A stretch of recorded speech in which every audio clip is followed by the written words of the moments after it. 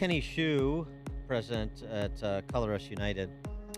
He's also a board member at Students for Fair Admission. So, as we talked about a bit last week, he had a particular interest in the Supreme Court decision eliminating race based discrimination at the collegiate level, with particular emphasis on the Ivy League.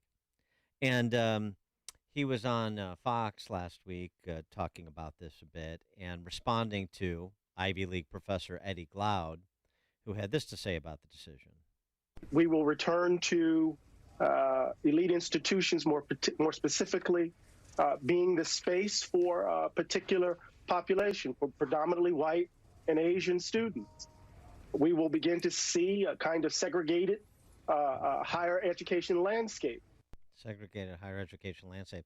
Actually, that's something that the left is promoting from pre-K through post-secondary these days, isn't it?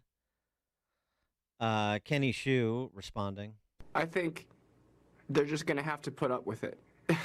They're just going to have to put up with the fact that more Asians are going to get into Harvard, more Asians are going to get into Princeton. They really don't like that for some reason. Why? Why does the Ivy League not like the fact that their class might become 40% Asian? What's wrong with that? Are the Asians getting in because of preference? No. They're getting in because of merit. They're getting in because Asians have 35% of the top SAT scores in the nation. They get in because that's their merit, and that's the just reward for their merit. And because if you're an elite school, if you're Harvard or Princeton, you should be getting the most elite candidates academically, and Asians happen to be the most elite candidates academically. For more on this, pleased to be joined by Kenny Xu, president at Colorado United, author of School of Woke, How Critical Race Theory Infiltrated American Schools and Why We Must Reclaim Them, which is available August 1st. Kenny, thanks for joining us again. Appreciate it. Appreciate being on. So why does it bother them, those that oppose the Supreme Court's decision? Well, I mean, your answer belies the question, right? Why does it bother them? Because it's merit-based and they're entitlement-based. I mean, doesn't it boil down to that? Well, sort of. I don't really answer the question. It's kind of a difficult question to answer. Like, why is Harvard bothered by so many Asians? I think there is genuine prejudice. I think there is genuine prejudice among Harvard admissions officers. As you know, Harvard is admissions is composed. They used to do this against Jews, right? Yeah. They used to assign Jews low characteristics for character and fitness, and then basically outside alumni pressure forced them to admit more Jews. And now there are a ton of Jews at Harvard. It's like 33% of their white class, and they have become the admissions body at Harvard. So, and now they're doing the same thing against Asians. Ironically enough, the Jewish people that were discriminated against are now the ones doing the discriminating. So it's kind of like, why would they do that? There's just an inherent distaste for having too many Asians in their group. That's what it is. It is prejudice. Well, there's that, and I mean, I think part of it too is, and this isn't really psychoanalysis. I mean, they demonstrate it, they say it. They're not very couched about it. I think part of it is just what I would characterize as this sort of noxious white man's burden they have, that we need to uplift the downtrodden, and that means we need to make room for people we don't think could otherwise get in, which is not a very responsible commentary on a whole group of people who are not the same, regardless of race. But that's how they do it. I mean, it's sort of a you're right. It is an odd thing where the discriminated against become the discriminators, but that's what happens in identitarian politics. You're playing group politics, and so we're in charge. So we've decided that these are privileged people like us, and these are oppressed people, and we're going to help the oppressed because we're good people. Yeah, I think that's a good way of putting it. The funny thing is, when I first went on tour for my first book, An Inconvenient Minority, and I just talked to a lot of normal people, including a lot of normal white people, they all hated the fact that Asians were getting discriminated against. Like, barely anybody wanted Asians to get discriminated against. It's even like, whites and everything like that. I don't really think it's a white man's burden I think there's a certain kind of culture at Harvard where, you know, they're really steeped into critical theory.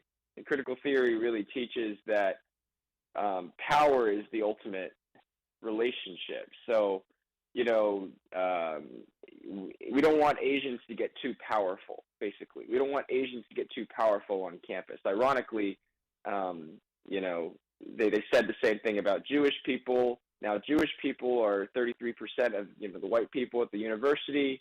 Now they're saying the same thing about Asians. So I really think there is a sort of, we want to balance power at the university, and we don't want Asians to get too powerful. Well, so I mean, the question I had after watching your interview and just thinking about this too, the criticism of Harvard, which is well founded, is why even bother?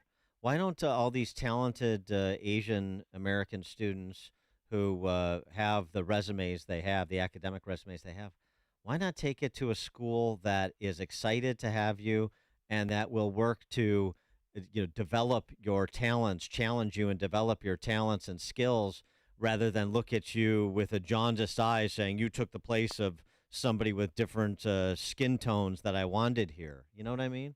Why not punish Harvard and the Ivy League? The answer to that is obvious, because most Americans would take the opportunity to go to Harvard should they get in. I mean, it's a place of unmerited prestige. No, I think so. I know a lot of high achieving families now that are, because of the Ivy League's performance over the last couple of decades, the prestige notwithstanding. I don't want my kid going to an Ivy League school. It's the old, I don't want to. I'm glad that's changing. Yeah, I'm glad that's changing then, because. But I mean, if I'll tell you what, when I was applying, most high achieving kids wanted to go to Harvard. Well, me too. But I didn't apply. Me too. But here's the thing. Then there you go. But no, I know. But now there's a recognition. You know, you watch behavior and then you say, okay, well, that's different than I thought. And here's the other thing that you recognize when you're not 22. Well, you're not 18 years old anymore, and you're all about status and prestige, and your parents too, maybe. Is wait a second. If I've got the kind of chops to get into Yale or Harvard, then I could go to Purdue or University of Illinois or San Jose State, and I am still going to be a killer when it comes to whatever profession I choose. Yeah, and that's what I realized.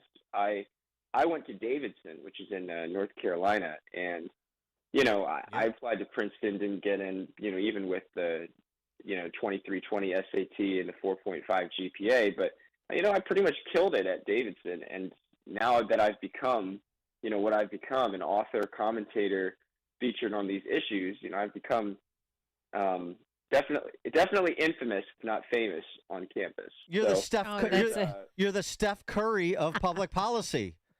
See Steph Curry. He didn't get to go to he didn't go to North Carolina or Duke. He went to Davidson, and he's the best player in the NBA. So look at you, Davidson boys. Yeah, pretty much. Good represent. All right, yeah. Oh, how is Harvard going to get around this? Because they're not going to have all Asian student body. How is Harvard going to get around this? Yeah, around the Supreme Court ruling. They're going to try to eliminate SATs or water down that consideration. They're going to try to use socioeconomic preferences and other proxies for race. They're going to try to do anything they can to skirt this ruling. But I'll tell you what, the instant somebody goes to court against them about it, they're going to lose, because the ruling is clear. You can't use race in admissions, directly or indirectly.